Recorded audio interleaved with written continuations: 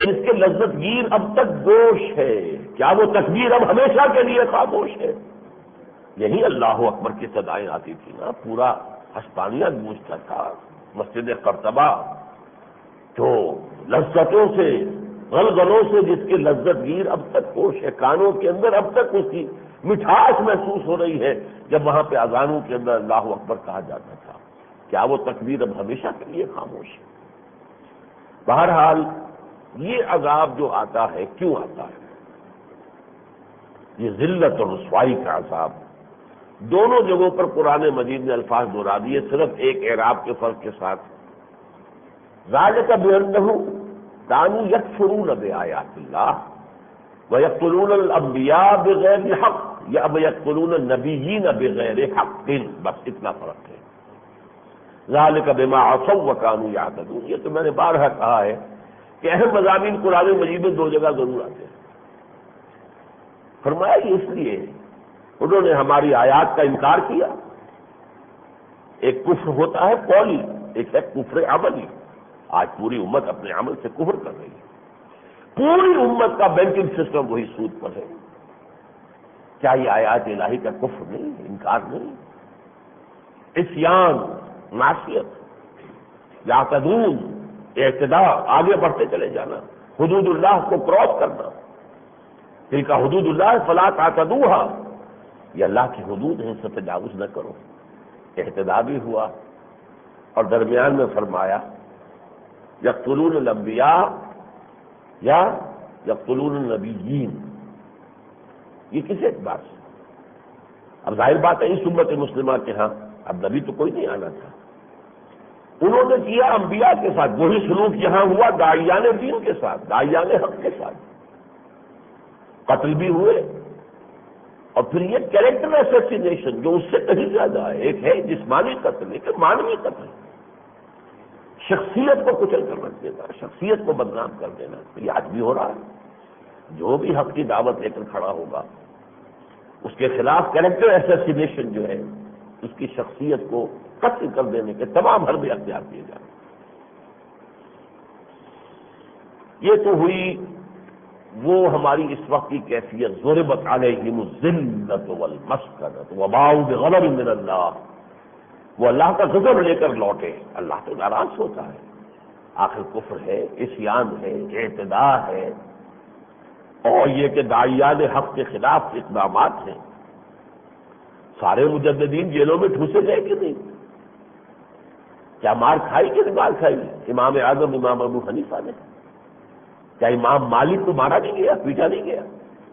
منہ پر کالک مل کر انہیں جو ہے اونٹ پر سوار کر کے مدینے میں نہیں چلایا گیا؟ کس کے ساتھ؟ احمد ابن حنبل کو وہ مار ماری گئی کہ لوگ تاریخ لکھتی ہے کہ اگر وہ کسی ہاتھی کو مار ماری جاتی وہ بھی دل بلا ہوتا۔ ہوا ہے۔ الفسانی قید میں گئے کہ نہیں؟ مجدد الفسانی رحمۃ اللہ علیہ اسی امت کے ہاتھوں گئے نا، انہیں مسلمانوں کے ہاتھوں ہوا جو کچھ ہوا۔ بہرحال اس وقت یہ جو ہماری کیفیت ہے، ضربت علیہم الذلۃ والمسکنۃ وباؤوا بغضب من اللہ، سوال یہ کہ کیا کیا جائے؟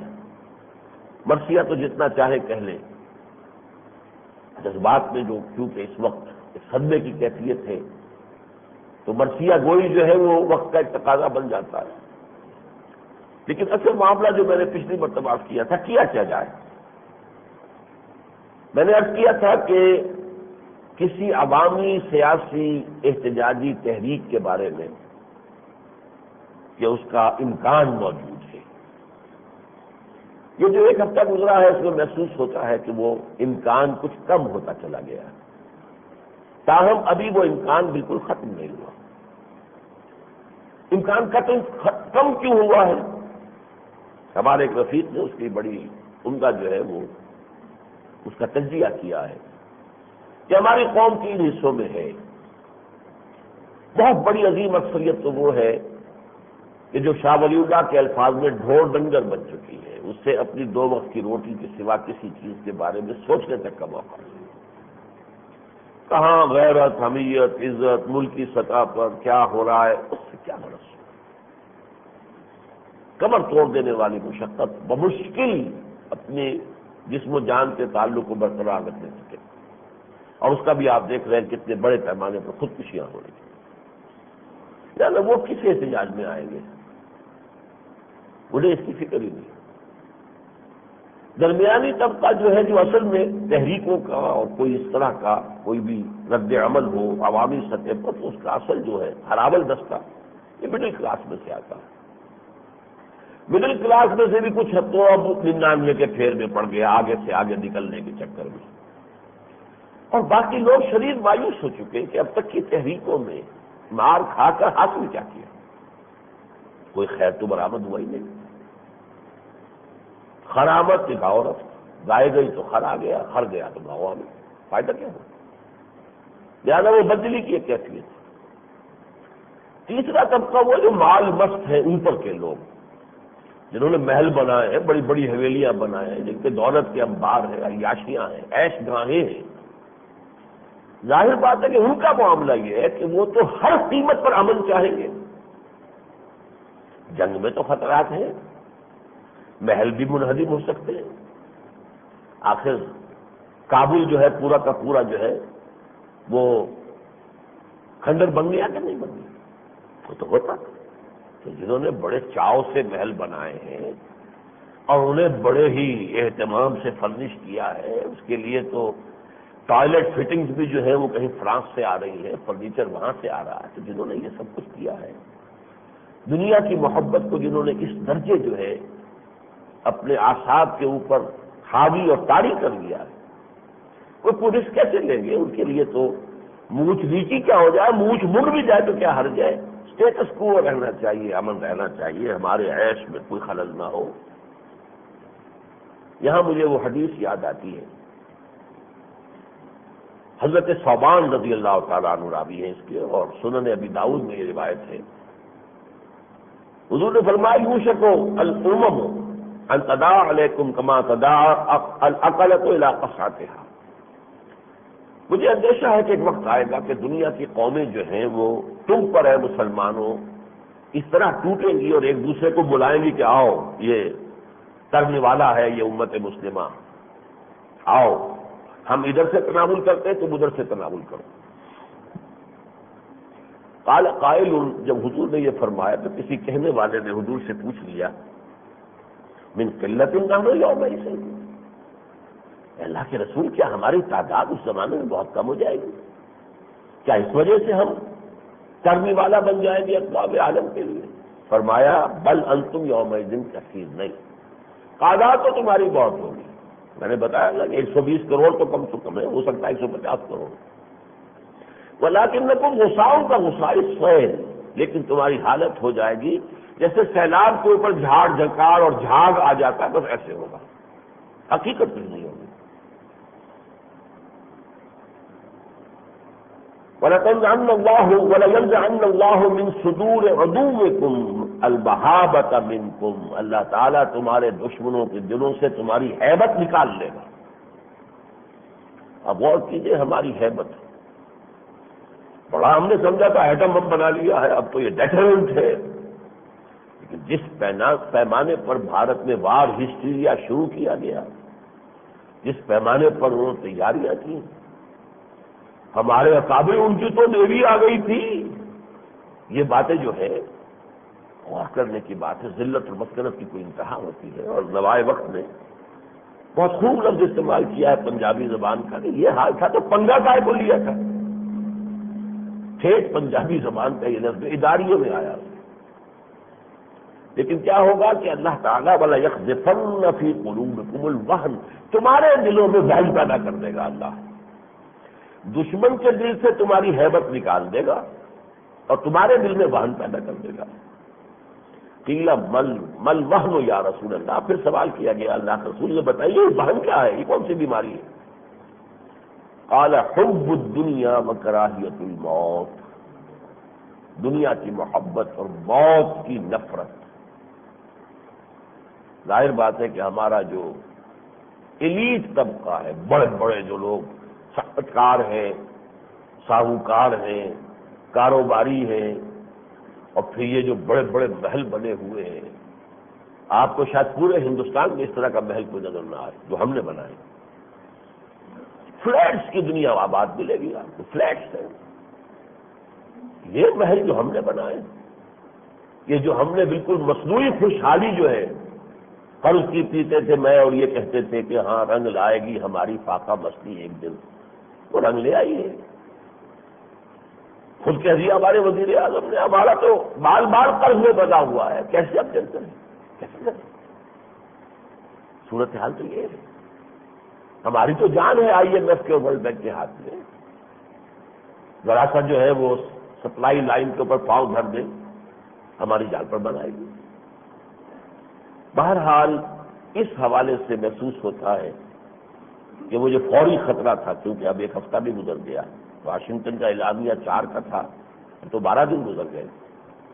تو چونکہ کوئی بڑی یہاں ہلچل نظر نہیں آئی. ٹھیک ہے، کچھ ریلیز نکال لی، تنظیم الاخوان نے نکال لیا، کوئی اور خواتین نے کچھ جلوس نکال لیا. وہ تو مظفر آباد میں ہوا تھا کہ خود نواز شریف صاحب کا پتلا بھی جلایا گیا کلنٹن کے پتلے کے ساتھ. یہاں تو یہ ہے کہ بہرحال وہ واجپئی کے پتلے جو ہیں وہ جل رہے ہیں. لیکن یہ تو ہوتا رہے تو کسی کی صحت پر کوئی اثر نہیں پڑتا، یہ تو چلتا رہے. ایک ہنگامے میں موقوف ہے گھر کی رونق، وہ تو رونق کی بات ہے. لیکن جسے کہیں کوئی جاندار تحریک، اس کے ابھی آثار زیادہ قوی نہیں ہے. البتہ پھر بھی میں نے کہا موجود ہے یہ آثار.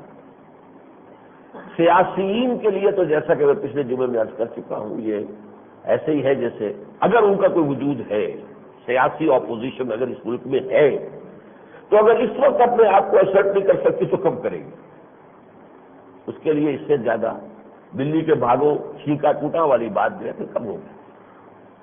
لیکن مجھے زیادہ جو فکر ہے وہ یہ کہ جو مذہبی سیاسی جماعتیں کچھ قائدین ہیں جو مذہب کے حوالے سے ایک سیاست کے اندر ایک بہرحال انہوں نے اپنا مقام پیدا کیا ہے. جماعت اسلامی ہے، طاہر القادری صاحب ہیں، ہمارے مولانا محمد اکرم آبان بھی ہیں.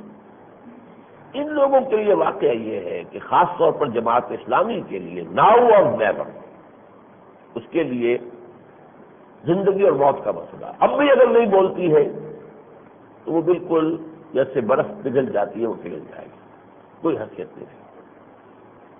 اور اگر سامنے آتی ہے تو جو اندیشہ ہے وہ اس سے بھی زیادہ خطرناک ہے. اب یہ ڈائلیما ہے، حالت کدھر جائے گی، رخ کدھر جائے گا، اللہ بہتر جانتا ہے. لیکن یہ کہ اگر وہ میدان میں آتی ہے تو مجھے اندیشہ یہ ہے کہ شریف فیملی کے ہاتھوں امریکہ بہادر جو ہے وہ پاکستان میں جو مسلم فنڈامنٹلزم ہے اس کو کرش کرنے کا یہ موقع استعمال کرے.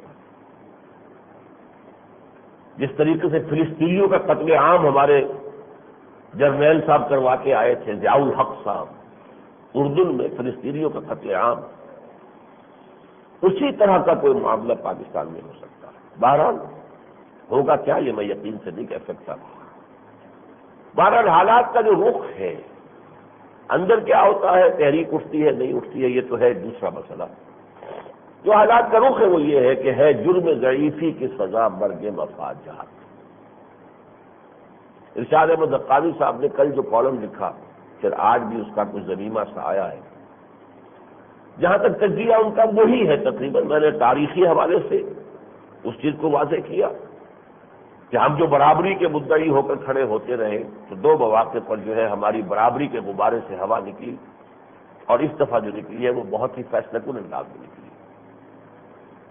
انہوں نے کچھ اور عوامل کا تجزیہ کیا، لیکن یہ کہ یہ بھی صحیح ہے کہ ان کا کہنا یہ ہے کہ بھارت کا رویہ سخت سے سختر ہوگا.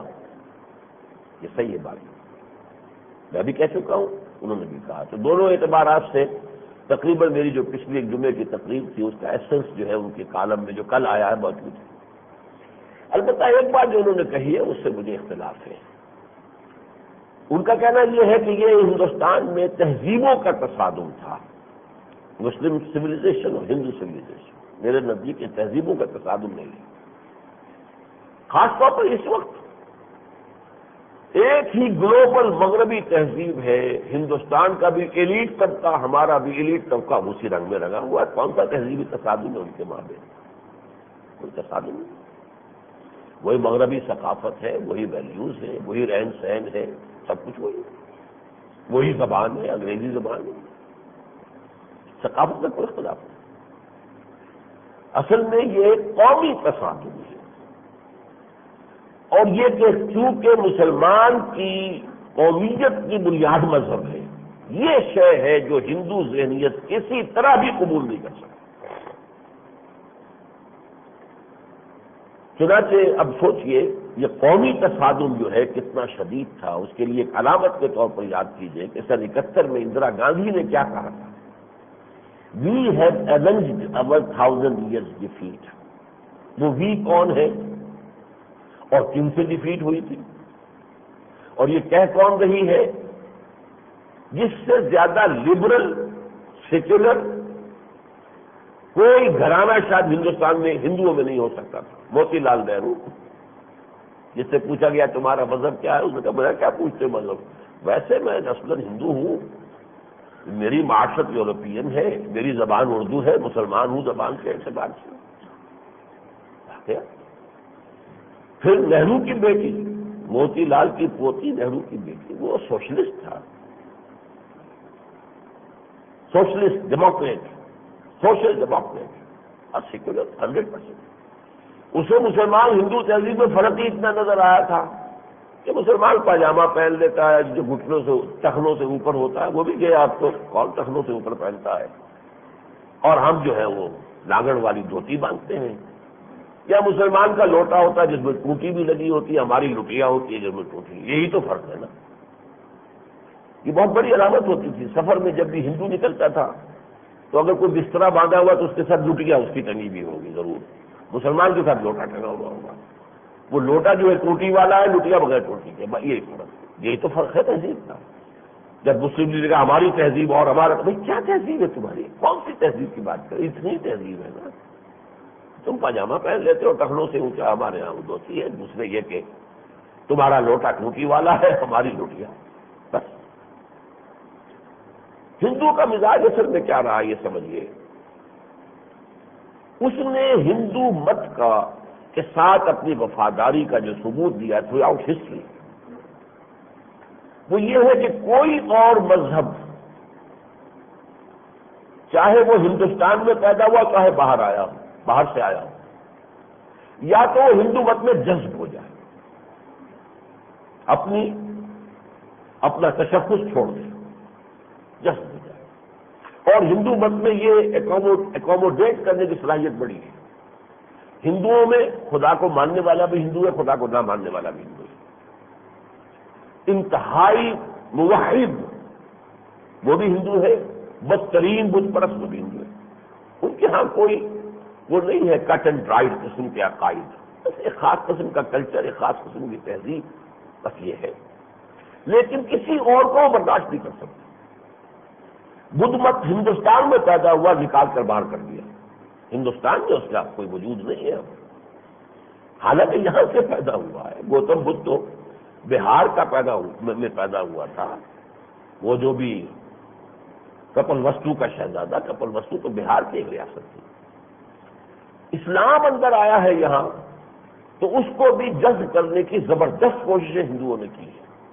اس کا تشخص ختم ہو جائے بس ٹھیک ہے. چنانچہ ایک بڑی کوشش چلی تھی 15ویں اور 16ویں صدی عیسوی میں. ایک تو بھکتی تحریک جس کی اب نشانیوں میں سے سکھ مذہب رہ گیا ہے. باقی وہ یہ تھا کہ ان دونوں کو، اسلام کو اور ہندو مت کو ذرا جمع کر کے ایک منظومہ تیار کرو. اور اس میں جو اسلام کے وہ اصول تھے کہ جو فاتح ہیں، جو دلوں کو فتح کر لینے والے، وہ انہوں نے ہندو مت میں شامل کر لی. ذات پات کی تفریق ختم، توحید کو لے آئے. باقی ہندو نے دو چیزیں لے آئے. یہ بھکتی تحریک جو تھی، کبیر بھگت کبیر اور یہ لوگ بڑے بڑے اور ایسے ہمارے ہاں بھی جن کے ناموں میں ہندو اور مسلمان جو ہے، مادھو لال حسین. اب یہ کیا ہوا مادھو لال حسین؟ یہ اس دور کی پیداوار منصوبہ ہو گیا. مسجد منظر ہکڑو نور، ایک ہی نور ہے مسجد میں بھی منظر میں بھی، فرق کیا پڑتا ہے؟ مسجد منظر ہکڑو نور، رام کہہ لیا رحمان کہہ لیا، کیا فرق پڑتا ہے؟ اس بھکتی تحریک کا کلائمیکس تھا دین الہی، اور کیسی عظیم سیاسی قوت کے پشت پناہی کے ساتھ وہ دین اکبری یا دین الہی سامنے آیا. اس دعوے کے ساتھ آیا کہ دین محمد 1000 سال کے لیے تھا، 1000 سال ہو گئے، اب الف ثانی شروع ہو گیا، دوسرا 1000 سال، اب اس کا دور ختم ہوا، اب ایک نیا دین ہے، وہ دین اکبری ہے، دین الہی۔ وہ تو یہ کہ اللہ تعالیٰ کی اپنی مشیت ہے، مکروا ومکر اللہ واللہ خیر الماکرین۔ حضرت مجدد الفسانی شیخ احمد سرہندی رحمۃ اللہ علیہ کو اللہ نے کھڑا کر دیا، ایک مرد درویش جس کے بارے میں اقبال نے کہا اور صحیح کہا، حاضر ہوا میں شیخ مجدد کی لحد پر، وہ خاک کے ہے زیر فلک مطلع انوار، گردن نہ جھکی جس کی جہانگیر کے آگے، جس کے نفس گرم سے گردی احرار، وہ ہند میں سرمایہ ملت